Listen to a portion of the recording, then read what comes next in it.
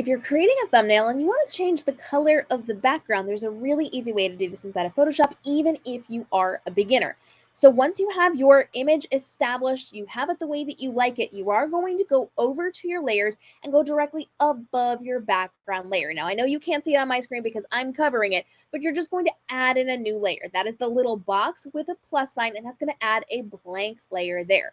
From there, we're going to go over to the side to our toolbar, and we're going to go down to the gradient tool. So it looks like a rectangle with a darker side that goes to a lighter side. When you click on that up at the top of the toolbar, now you have the ability to change how your gradient tool is going to work. So we are going to click on the basics drop down, and you're going to see where there's a black that goes into a white. But the second one in, it might be a little different for you, is going to be black over transparent. You're going to see that progression from black to gray to transparent. That's the one we want. We don't necessarily want that full color image. So with that in mind, you are then going to go over to the rest of the tools, and you can leave it on the square that has it from the normal progression, but you can also do the radial tool. You can do some of the other gradient tools as well. We just want it on that first one that's going to allow us a straight line as we create this content. Now, in order to do this, I'm going to go drastic with this. I'm going to pick like a pinky purple color, and I'm going to start on one side of this. Now, you can do this in different ways. I am going to start from the top, and I'm just going to hold my shift button down. That's going to give me a straight, clean line. So as I do that, I'm drawing it all the way down, and I'm releasing it. And now we can see that we've changed the colors. And depending on how far you pull it down, you'll have different colors in different places. Now, if you like this, you can leave it exactly like this. But if you want to see the background through it, so you can kind of see, I'm going to turn this on and off. I covered up with that color the top part of this. When I turn it back on, now it's just that solid color that fades into the background. If you like it, that's great. If you want to see the background, you're then going to go over and change your blend mode. So over on the screen where you have your layers, you're going to make sure you're on that gradient layer, and then you're going to click from normal and bring it down to one of these different blend layers. So it can be color, it can be hue, you can do soft light, you can do some of the other ones. You can see how it's going to impact it in different ways. So I'm just going to go ahead and I'm going to click color.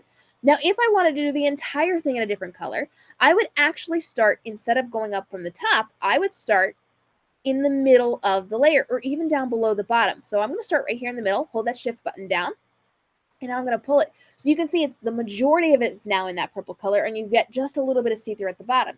Again, you're going to change that blend mode to whatever works best for you. You're going to have lots of options here. Let's say color. So that's going to allow you to do it that way. Now, if you want multiple colors in this, you have the ability to hold that layer down, and you may want to use your normal tool here, or you could use the radial tool. I actually switched over to the radial tool. It looks like that little circle.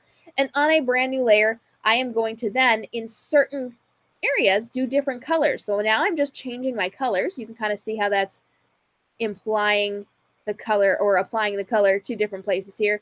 Maybe I'll do blue down here at the bottom. Maybe I'm going to want to get some yellow over in the corner. You can see how that has different colors in it now. Again, we're going to change that blend mode, make it nice and easy for us to color. We can change it to hue. It gives that rainbow effect. There's lots of options for this. So you have the ability to add, to take away. If it's too much, you can just back down the opacity.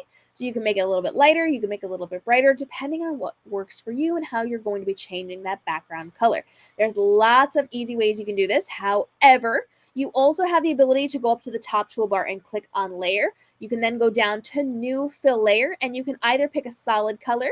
So if you want a solid color, that'll just come in and fill it out. It's going to pop up with your color toolbar here, and you can pick which color you want that to be, at which point you then have the ability to change that blend mode once again. Or you have the ability to go back up to layer. You can go down to new fill layer, and you can click on gradient. This will give you a full screen gradient, and there's lots of options here. So you're going to click on OK, and then you are going to be able to adjust the colors in different locations, and that's going to help you out as well. There's lots of options for this. And one more tip on this one. If we did like the first way of doing it with that gradient tool, we're going to add one more new layer. We're going to click on our gradient tool again. We're going to go back up to the top toolbar. We used the basics folder. Now we're going to use some of the other folders. So you have blues, purples, pinks, reds, oranges. You can pick any one of these things. I'm just going to go through and I'm going to grab one from the reds category.